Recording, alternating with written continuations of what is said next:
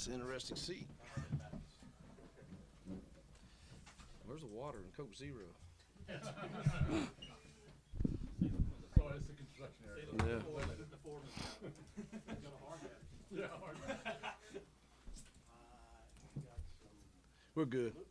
Let's roll. Okay, yep, Coach, go ahead. Look, it's been a long time since Auburn played well up here, and you know, I think Clark and his kids, man, they play hard, and they play the full 60 minutes like it's supposed to be played, and you know, I think our kids really competed well and did some really nice things, some not so nice things at times too. But truthfully, I really believe without the penalties and the drops, the game's out of hand, and you know.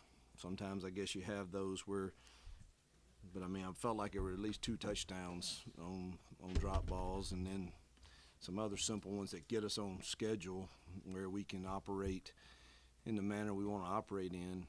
And so I'm proud of our defense. I felt like, I don't know that I'm right, but it felt like we were really good on third down until the second half. We gave up a couple third and long ones, but till that point, I thought we were really solid, and then obviously only gave up 1 score. Peyton can't give up that score. We've got to trust him early in the game to not make that decision. So we've got to learn from that. But, man, thrilled to win a second consecutive SEC game, particularly on the road, and get us 1 step closer to being bowl eligible. Yes, the big plays at offense seem to be a big difference for you. That's the first time you had that many, I think, in a game this season. Should have been more.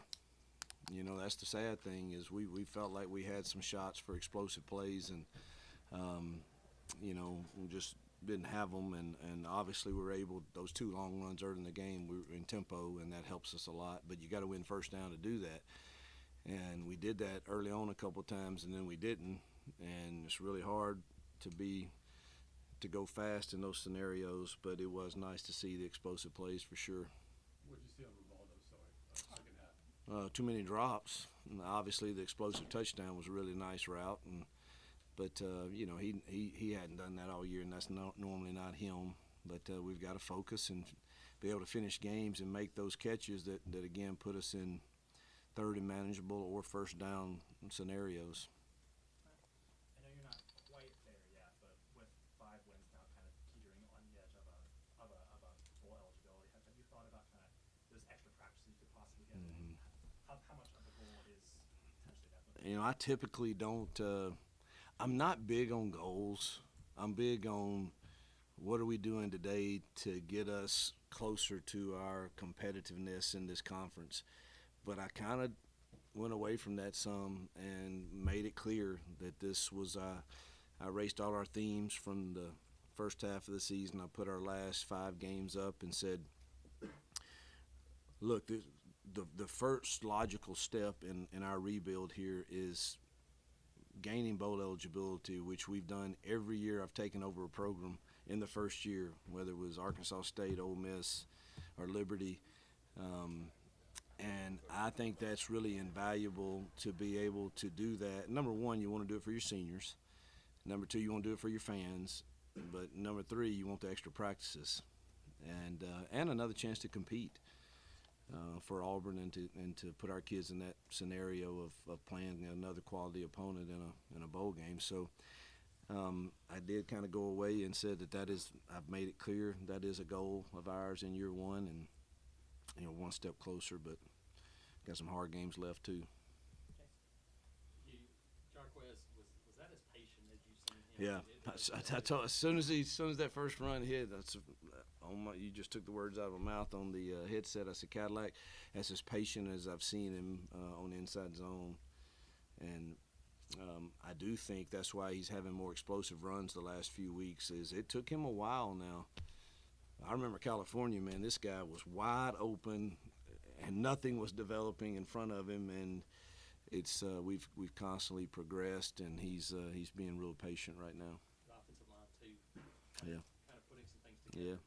It'd been nice to see him score that last one, you know. I wasn't sure if they were going to use their timeout or not, so I wasn't sure what to do, and obviously we were just running inside zone, but what a great run that was, and unfortunately we got another holding call, and I mean, we had a kickoff return call back, a touchdown call back, 2 drop touchdown passes, and we've got to play cleaner if we're going to win down the stretch. Defense forced 8 straight punts, a lot of sacks, a lot of negative plays. How impressed were you with that side of the ball? Yeah. I thought, other than that one drive where they scored a touchdown, we kind of looked like we were asleep at the wheel a little bit on that drive. But other than that, I mean, I tell you, Marcus Harris and Keontae and those guys, they take it.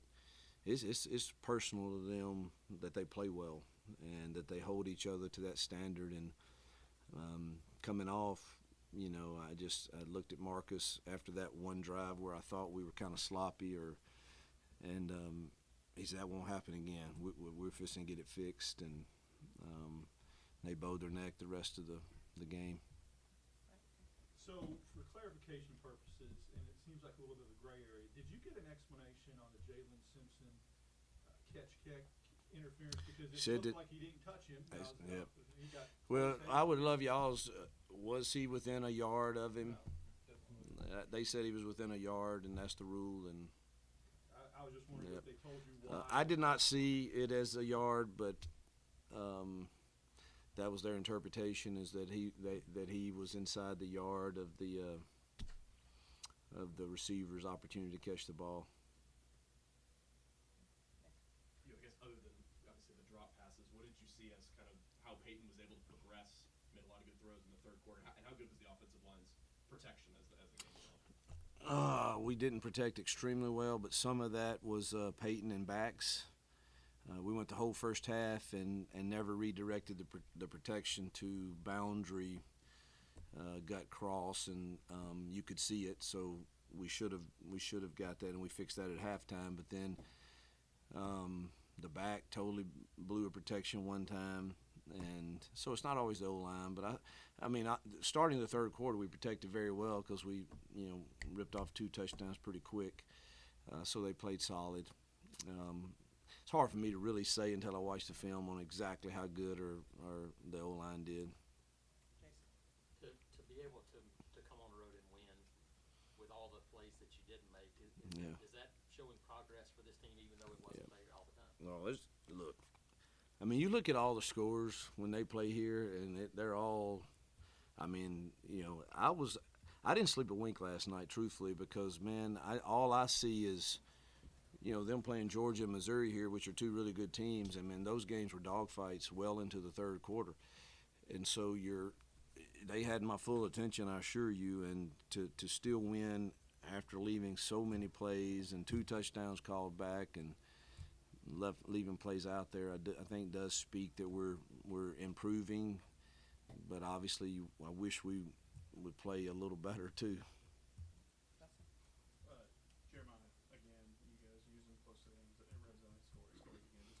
All he does is score, doesn't he? I mean, just what he brings to you as offense as an extra guy in that backfield. Yeah, we probably should do some of that a little more, but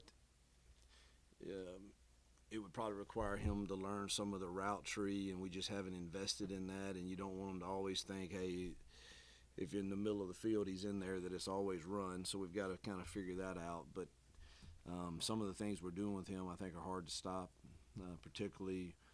There's not like large doses of it, and so you got to pick and choose.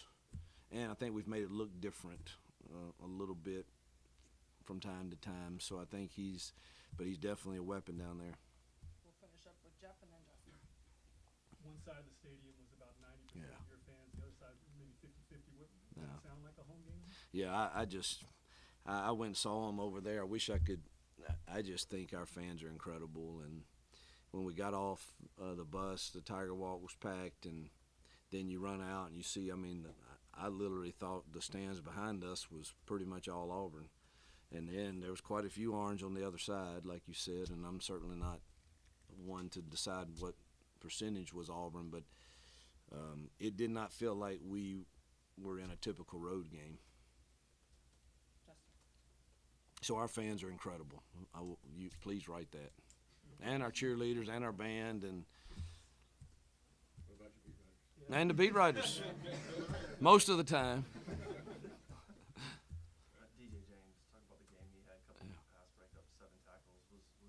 guarding Will Shepherd a Wow, lot. 7 tackles for DJ is pretty impressive because he's not one that he's not a tackling machine typically. I thought he and Mighty did a great job of really being patient in coverage on those deep balls and really looking and being in phase and getting their eyes to the ball and making plays on the ball. And Shepherd's a really, really good talent. And so I thought DJ and Pritchard and the young kids did okay too. I mean, we got beat on a little middle seam route in Tampa too, and an over route, but one of those was a linebacker. But I think DJ and Pritchard played really, really. I thought they played really solid. Thank you. Let's see if you